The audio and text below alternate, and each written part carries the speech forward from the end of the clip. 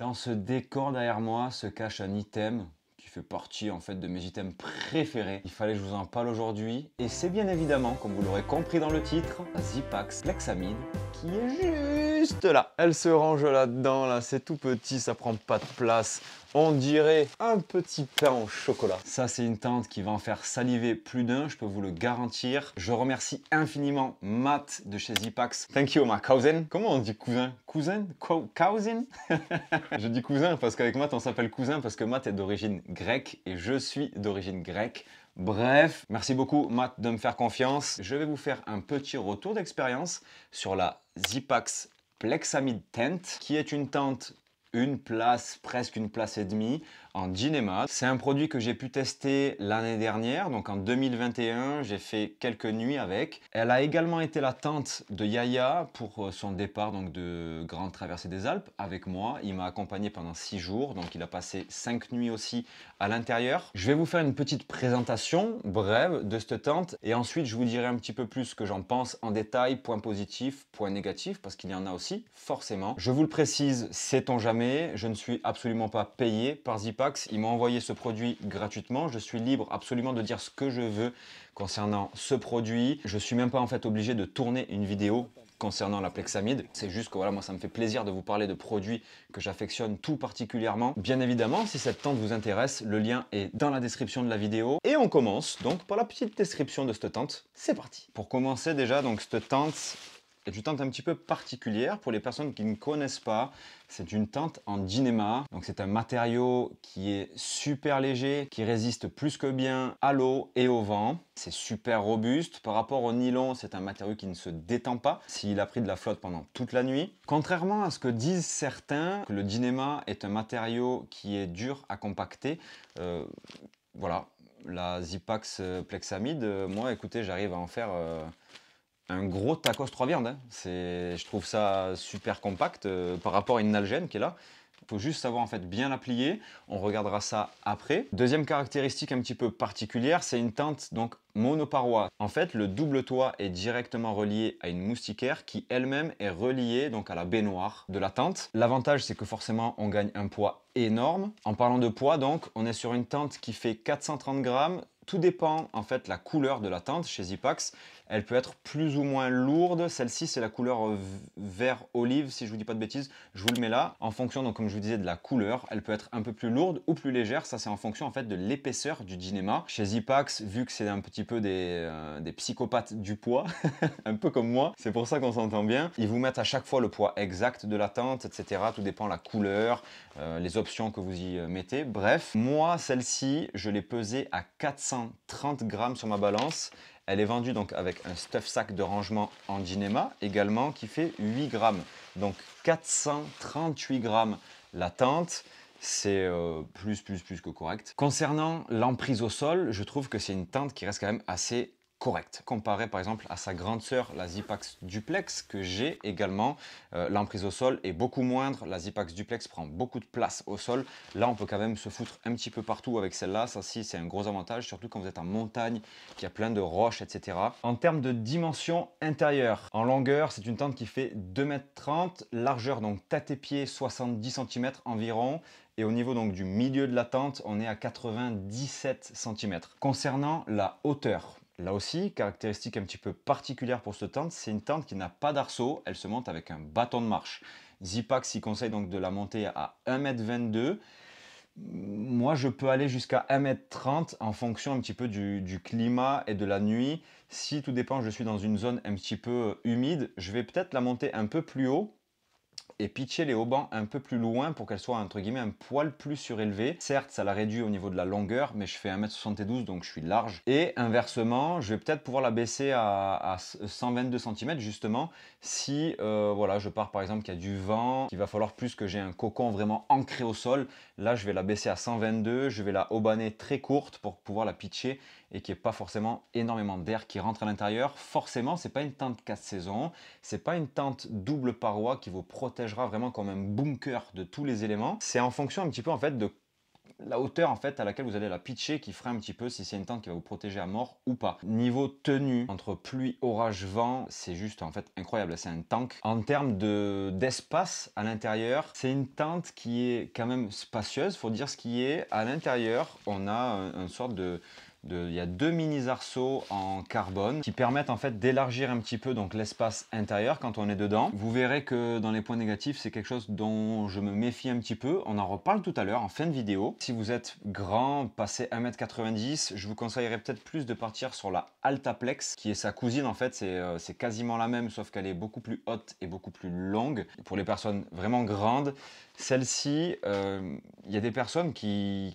la conseillent jusqu'à 1m90 passé. Moi, franchement, je vous dis non, mais vraiment non. Certes, elle fait 2m30 en tout de long, mais à la tête et aux pieds, si vous obanez pas la tente, déjà, vous perdez un petit peu de hauteur. En plus de ça, il faut prendre en compte la hauteur du matelas, plus, pourquoi pas, du coussin, du duvet, etc., qui fait, en fait, déjà, vous rajoutez 15 cm minimum. Donc, pour moi, déjà, c'est juste en termes de hauteur entre le plafond et mon visage. Et au pied, c'est pareil. Entre le matelas, la hauteur des pieds, plus le duvet, déjà, moi, je suis presque à toucher au bout. Et vu que c'est une monoparoi, on a tendance à condenser à l'intérieur. Donc, en fait, moi, j'éviterai passer les 1m85. Vraiment, je vous conseillerais de passer sur la Altaplex plutôt que la Plexamid. Bon, je vais pas vous faire non plus une revue hyper sophistiquée, détaillée à mort. Je pense que je vous ai donné les critères les plus essentiels concernant cette tente. Si vous voulez, on se retrouve un petit peu en extérieur pour qu'on sorte un petit peu de studio là. Je vous la montre un petit peu plus en détail. Elle sera montée devant vous, donc je vais la mettre en conditions réelles. Comme ça, on va parler un petit peu des points positifs et négatifs, mais en extérieur.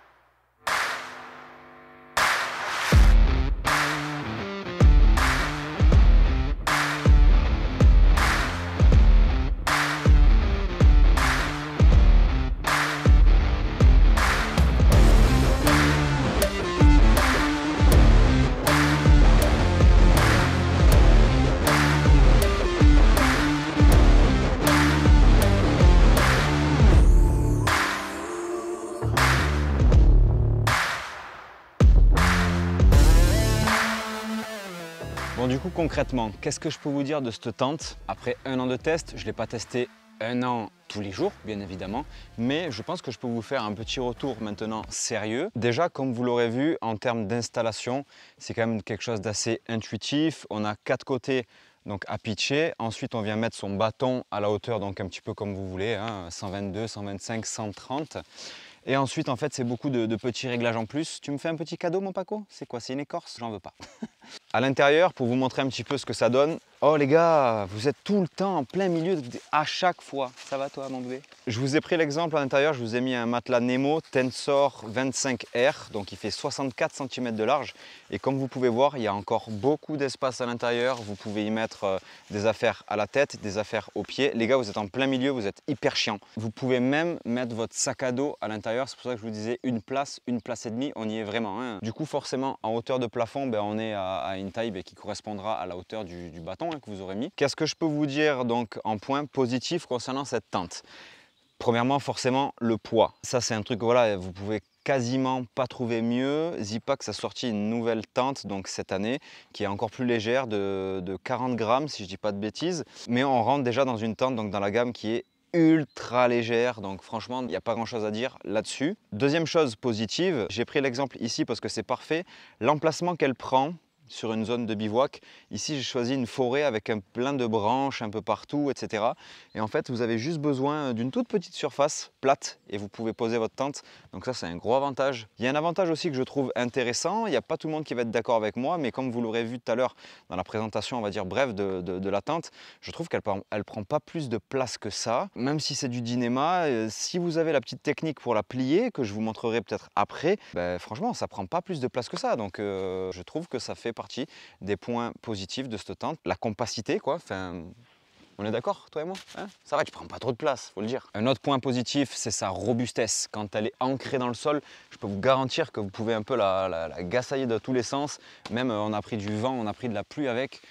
Franchement, ça bouge pas. Donc ça, c'est un gros point positif. Quand elle est ancrée, elle est ancrée. Je précise que l'abside donc de cette tente fait 47 cm de large. Vous pouvez donc fermer absolument en entier, donc les deux portes, en laisser ouvert qu'une seule ou laisser ouvert donc les deux pour qu'il y ait beaucoup plus de ventilation et avoir un semblant de nuit donc sous tarpe presque à la belle étoile. Ça, c'est un gros point positif. L'avantage de cet abside là, du fait un petit peu en fait de sa grandeur si je puis dire, c'est que si il fait vraiment pas beau, vous pouvez cuisiner à l'intérieur en étant bien protégé des éléments. En plus de ça, comme je vous disais, hauteur sous plafond plus qu'importante, donc un confort vraiment au top du top. Ça aussi donc c'est un point positif concernant cette tente, c'est vraiment son confort d'utilisation et j'adore s'il fait pas beau par exemple me foutre là et faire un petit café, je suis en confiance totale, hein, c'est sans problème. On a aussi cet avantage là qui n'est pas négligeable, pour moi du moins. Cette tente, elle se monte avec un seul bâton. Moi, le truc qui me fait peur, en fait, quand je prends des tentes comme ça, sur du long terme, les bâtons, c'est des accessoires qu'on va utiliser absolument tous les jours et qui vont être menés donc un petit peu à rude épreuve, hein. Si un jour, vous êtes amené à casser votre bâton malheureusement et que votre tente se monte avec deux bâtons, c'est un petit peu la catastrophe parce que du coup, vous ne pouvez plus monter votre tente. L'année dernière, je suis parti sur donc, ma traversée des Alpes avec la Bonfus donc Solus, une place. C'est une tente, une place comme celle-ci, mais elle se monte avec deux bâtons. Et du coup, en fait, pendant mes 600 bornes, je me suis tous les jours presque chié dessus de me attention quand tu poses tes bâtons et au final, vous les utilisez pas forcément bien comme il faut. Là, l'avantage, c'est que du coup, c'est une tente, une place. Elle se monte avec un bâton, même si vous en pétez un lors d'un long parcours, d'un long trajet, vous avez toujours le deuxième, c'est beaucoup mieux. Avantage aussi concernant les haubans, j'ai pu noter que tout dépend les marques, en fait les haubans ils sont tout petits. Ça m'est arrivé justement sur la Bonfus Solus une place là, de devoir changer les haubans, de les rallonger parce que j'avais une toute petite marge de manœuvre en termes de haubans et je trouve ça tellement dommage. Là par contre chez Zipax ils se foutent pas de votre gueule, vous avez des haubans hyper longs, presque plus d'1 mètre. C'est beaucoup plus polyvalent donc c'est cool. Par contre, et là, on en vient du coup forcément au point négatif. J'ai des choses à dire aussi. Ça me fait penser à ça parce que là, on parlait des haubans. Non, non et non, je tourne. Non, on joue après. Maintenant, papa, il travaille. Papa travaille. Maintenant, après, jouer. Ok. Donc, comme je vous disais, il y a un point positif, c'est tous ces haubans qui sont assez longs, etc. Par contre, pour amarrer cette tente, il faudra minimum 8 sardines et maximum 10 sardines. C'est un truc qui me dérange un petit peu parce que du coup, on a plein de petits réglages à faire pour qu'elle soit vraiment bien fixée au sol. Pour gagner un petit peu de hauteur au niveau de la tête et des pieds, forcément, il va falloir utiliser ces deux haubans en plus qui pour moi c'est presque inévitable. Il faut vraiment utiliser 10 sardines pour avoir un réel confort dans la tente. Là, par exemple, si je n'avais pas utilisé les deux haubans qui sont donc au niveau du derrière de la tente, j'aurais beaucoup moins de place à l'intérieur en termes de possibilités de mouvement. Le toit aurait été beaucoup plus proche de moi. Donc en fait, moi je pense que l'utilisation de tous les haubans et de toutes les sardines sont presque inévitables. Donc il faut 10 sardines pour amarrer cette tente. C'est dommage. Après, une fois qu'elle est plantée, elle ne bouge plus et vous avez quand même une certaine aisance à l'intérieur qui n'est pas du tout négligeable, il faut dire ce qui est. Là, par exemple, on n'utilise qu'un seul bâton. Donc ça va, c'est cool. J'ai moins cette peur de me dire si tu pètes un bâton, tu ne peux plus monter ta tente. Par contre, sur la Plexamid, on retrouve donc, comme je vous disais, un petit emplacement avec deux mini arceaux en carbone. Si ces arceaux-là, ils pètent, c'est pareil. Vous pouvez très difficilement monter votre tente. Forcément, ça va la déchirer. Donc, pour moi, ça fait partie des points négatifs. C'est dommage, on a une tente super légère en Dynéma, etc., qui est assez compacte, légère. Et on nous rajoute deux petits arceaux pour gagner de la place. Alors, il les faut, parce que du coup, forcément, c'est super confortable. On a un meilleur confort de circulation à l'intérieur. Mais, purée, du coup, moi, je me fais du souci à chaque fois. J'ai peur que ça pète, etc. Enfin, bref, pour moi, ça fait partie des points négatifs. Deuxièmement, aussi, concernant ces arceaux, forcément, vu qu'il y a des arceaux, on ne peut pas avoir une tente encore plus compacte. C'est-à-dire que moi, en fait, ma tente, elle va faire à peu près, donc largeur, longueur, la taille des arceaux environ. Et du coup, forcément, en épaisseur, elle sera beaucoup plus épaisse parce qu'il y aura de la matière. Mais du coup, on ne peut pas en faire absolument ce qu'on veut. Il faut absolument respecter donc, cette forme-là d'arceau. C'est un peu dommage. Un point négatif aussi à noter, qui n'est pas des moindres, mais qui est, on va dire, un petit peu récurrent sur toutes les tentes. monoparois, c'est la condensation. Forcément, on ne peut pas tout avoir, vu que c'est une tente donc monoparois, ben, on va se retrouver avec peut-être un petit peu plus de condensation que des tentes double paroi. Et encore, des fois, franchement, moi, c'est pas toutes les nuits, hein, c'est pas récurrent toutes les nuits, toutes les nuits, toutes les nuits. Ça peut arriver. Moi, pour pallier à ça, j'ai toujours une petite serviette à côté de moi, une sorte de petite patte, voilà, toute petite, hein, qui en fait, quand je me réveille, me permet donc d'essuyer un petit peu ma paroi, donc mon toit. Et bah, ça fait un petit peu double fonction. Je m'en sers aussi pour m'essuyer un petit peu le visage juste après. Ça fait un peu la toilette du matin. Voilà. Donc en fait, c'est un inconvénient qui peut se transformer en mini avantage si on n'est pas là à chipoter, à râler pour pas grand chose. Pour éviter justement que cette condensation vienne un petit peu vous déranger, ici vous avez un petit peu des sortes d'installations élastiques. C'est ça qui fait un petit peu l'écartement entre le double toit, la moustiquaire et la baignoire. L'eau va venir ruisseler ici.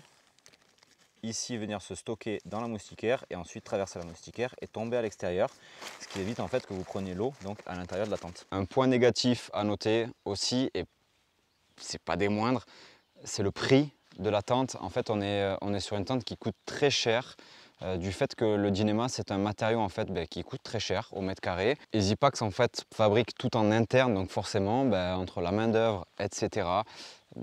C'est ce qui fait qu'on se retrouve à des prix donc un petit peu exorbitants pour certains. Peut-être ça peut paraître waouh, surtout quand on voit un petit peu la matière que c'est. Une fois monté, ça n'a pas trop de gueule, on dirait presque un sac poubelle, hein. Donc ça peut faire peur à certains, mais par contre voilà, je vous garantis que si vous vous lancez dans une aventure de longue distance, que vous voulez porter léger pour pouvoir moins subir vos journées, etc., etc., etc., avec tous les avantages que je vous ai cités de cette tente, voilà, c'est des fois peut-être le prix à mettre pour ce genre de produit. Un petit dernier inconvénient pour moi de la tente, j'ai pas dit défaut, je parle plus d'inconvénients et c'est surtout pour certains. Moi personnellement ça me dérange pas plus que ça, mais c'est quand même à savoir.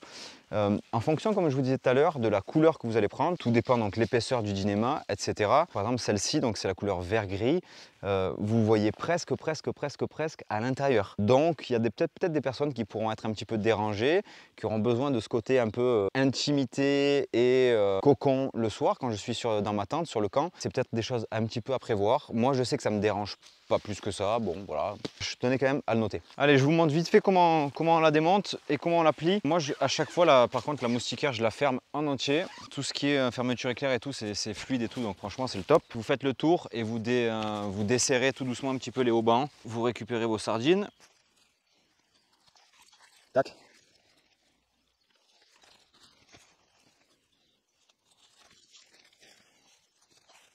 J'ai toutes mes sardines, donc 10. Je peux donc lever mon bâton. Je laisse le long hauban donc qui permet d'amarrer le bâton toujours à l'extérieur. Et si possible, laisser à chaque fois les haubans un petit peu dehors. Donc du coup, le petit rectangle avec les deux arceaux, je le mets donc au bord de la tente. Et je viens donc la plier en deux. Et je m'arrête donc, tac, à la pliure où il y a les arceaux. Je fais pareil de ce côté. Je la replie jusqu'à l'arceau qui est là. Je viens rouler la tente avec la forme du arceau. Comme ça, en évitant de prendre le plus possible de feuilles et tout ce qui va avec. Chacun un petit peu sa façon de faire, hein. Moi c'est un petit peu l'habitude que j'ai pris. Il y a plus simple, il y a moins simple, il y a plus chiant, il y a moins chiant, bref. Voilà. Et là. Ensuite je viens prendre les haubans qui me restent. Et en fait ça me permet donc d'un petit peu la sertir pour qu'elle soit un poil plus fine une fois rangée.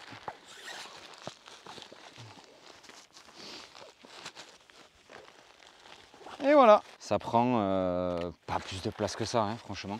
Voilà, donc là en fait après moi je laisse toujours à l'extérieur le petit crochet qui permet donc d'accrocher l'abside pour éviter qu'il s'accroche à l'intérieur de la tente, que je sais pas en la roulant il y ait de l'abrasion, enfin bref. Et en fait voilà, ma tente elle est Elle est pliée, ça m'a pris tout juste quelques minutes et ça prend rien de place. C'est bon, on est bon. Je pense que je vous en ai assez dit concernant cette tente. On a fait à peu près le tour. C'est une tente que j'apprécie énormément. Donc oui, si c'est la question que vous vous posez, est-ce que je valide cette tente ou pas? Bien évidemment que je la valide. Si vous avez des questions ou s'il y a des trucs que j'ai peut-être pas assez insisté dessus, ben, vous me les posez en commentaire, n'hésitez pas. Je suis là pour ça aussi. Et j'en profite une fois de plus pour remercier Matt de chez Zipax, mon cousin grec. Parce que tout ça, ces tests, c'est grâce à lui. Je le remercie beaucoup. C'est un mec que j'apprécie énormément. J'espère que cette vidéo vous aura plu. Si c'est le cas, n'hésitez pas à vous abonner à ma chaîne. C'est le meilleur et le plus beau des remerciements que vous pouvez me faire. C'est comme ça que je gagne un petit peu en crédibilité pour aller ensuite démarcher d'autres marques, d'autres entreprises pour créer des aventures toujours plus grandes, toujours plus grosses, etc. Donc voilà, je vous remercie infiniment pour les personnes qui rejoindront donc un petit peu la team Trekat. Ça me fait énormément plaisir. Comme d'habitude, que Dieu vous l'agrandisse. La vie, bien évidemment. Pas trop de folie, s'il vous plaît. Comme dirait mon papy Yves, hasta la cuerta et merci, au revoir.